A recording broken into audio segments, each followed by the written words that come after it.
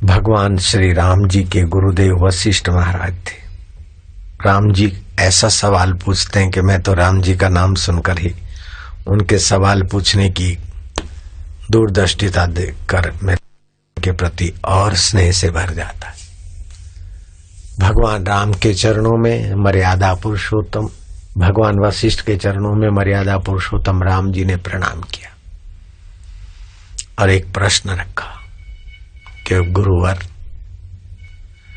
हम शरीर का भोजन तो जानते हैं, अन्न, फल, सब्जी, दूध, दही, ये वो सब दुनिया भर का जानते। माया तो क्या क्या वैरायटियां जानती होगी। भोजन में जितनी वैरायटियां ज्यादा उतना जठरा का सत्यानाश। ज्यादा वैरायटी वाला भोजन स्वास्थ्य का दुश्मन होता है। तो शरीर के भोजन को तो हम जानते महाराज। जो मर जाने वाला शरीर है उसके भोजन में तो माया भी कुशल और हम लोग भी खरीदने में खाने में कुशल है। भांगी हो चाहे जांगी हो, कोई भी हो,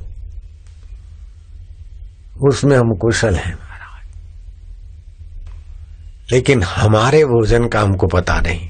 क्या राम जी सवाल कर रहे। देखो राम जी का सवाल कितना सूक्ष्म है, कितना उत्तम है, कितना सार गर्भित है और साधु संत ऋषि मुनियों के लिए, जति जोगियों के लिए तो हितकारी है, लेकिन आम जनता के लिए भी इतना ही हितकारी। राम जी कहते कि शरीर का भोजन तो हम जानते हैं, लेकिन हमारा भोजन क्या है हम नहीं जानते महाराज। क्योंकि शरीर मरने के बाद भी हम तो रहते हैं। तो हमारा भोजन, तो शरीर का भोजन बेवकूफी से हम अपना भोजन मान लेते, शरीर का रोग अपना रोग मान लेते, शरीर की उम्र अपनी उम्र मान लेते। ये अज्ञानता से, अज्ञान से आवृत होकर हम मोहित हो गए महाराज। ज्ञानदाता गुरुदेव के चरणों में राम जी प्रणाम करके ऐसा सवाल रखते हैं कि इसका चिंतन करने से मन पवित्र हो जाए।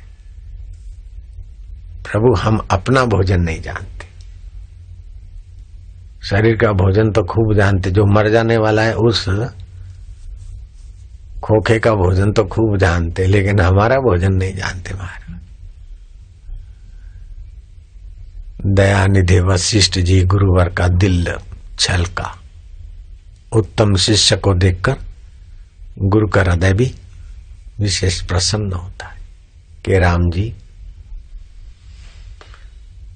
शरीर का भोजन तो सब लोग जानते हैं, रसोईया भी जान लेता है, कुत्ता भी अपने शरीर का भोजन पहचान लेता है सूंघ सांघ के, ढोर ढाकड़ भी। मनुष्य ने शरीर का भोजन जाना तो क्या बड़ी बात रही।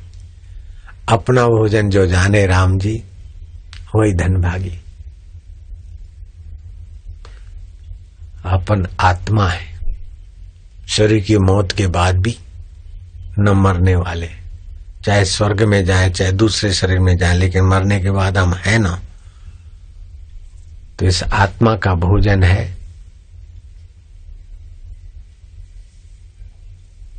उसकी प्रीति पूर्वक स्मृति और उसका ध्यान। भगवत स्मृति और भगवत ध्यान। आत्मा परमात्मा का अंश है और ये भी शुरुआत में। जब तक प्रीति नहीं करते जानते नहीं।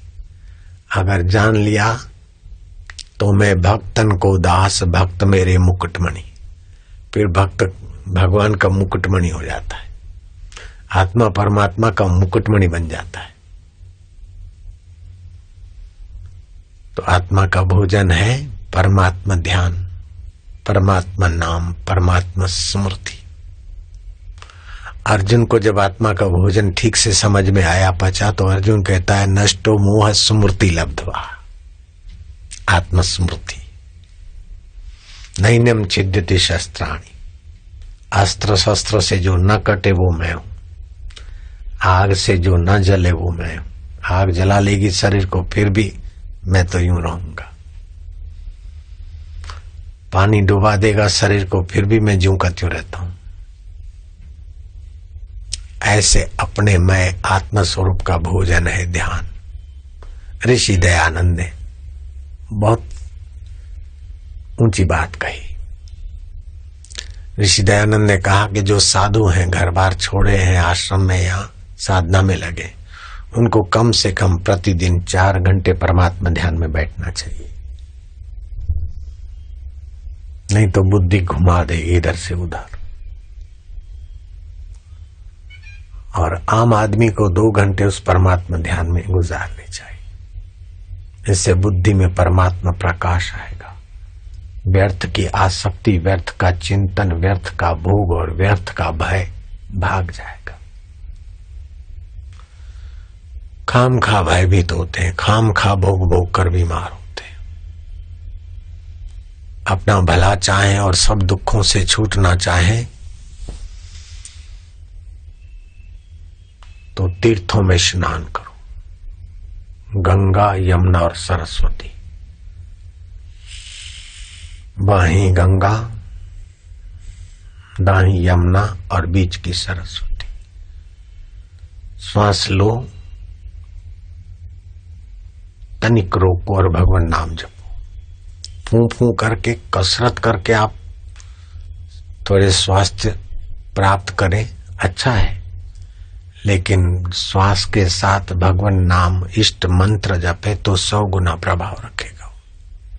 शास्त्रीय बात है, इसको बोलते सगर्भा प्राणायाम। भगवान नाम सहित का श्वास लिया, तनिक रोका और गुरु मंत्र का जप किया और फिर निकाला, तो चिरकाल की जो वासनाएं हैं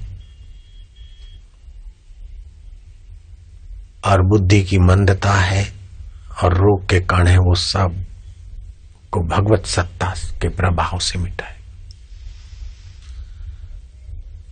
तो बाहें से लिया, तनिक रोका, दाहें छोड़ा, दाहें से लिया, तनिक रोका, बाहें छोड़ा, 1 प्राणायाम हुआ। ऐसे 10 प्राणायाम करने वाला साधक 40 दिन के अंदर सारी नाड़ियों के पाप, ताप और वासना के प्रभाव से अपने को मुक्त महसूस करने लगेगा, काफी अंश में। और फिर दोनों नथुनों से श्वास ले, सुषुम्ना से, और 1 मिनट रोके और एक टक इष्ट के सामने, गुरु के सामने देखे और मंत्र जपे। फिर श्वास छोड़ दे, 1-2 श्वास स्वाभाविक ले, फिर अच्छी तरह से श्वास खाली करके 40 सेकंड श्वास बाहर रख दे।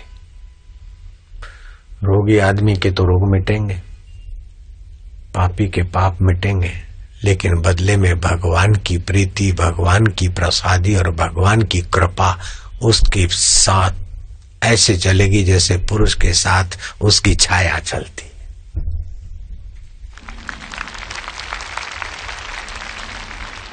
बड़ा सरल उपाय, बड़ा सार्थक उपाय, और सभी लोग कर सकते।